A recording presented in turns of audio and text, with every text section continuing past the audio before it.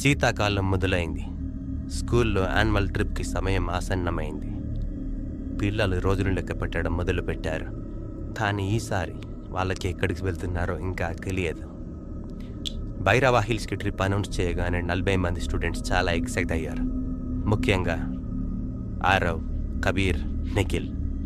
వీళ్ళ ముగ్గురికి థ్రిల్ అంటే చాలా ఇష్టం.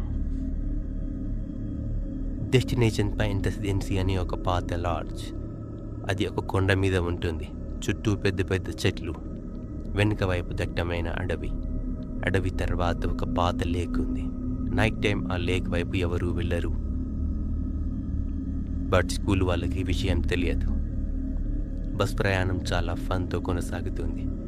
ఆటలు పాటలు, రీల్స్, స్నాక్స్ తింటూ ఉన్నారు పిల్లలు. లాస్ట్ సీట్లో నిఖిల్ ఆరవ్ ఇంకా కబీర్తో ఇలా అన్నాడు, ఒరేయ్, ఈరోజు నైట్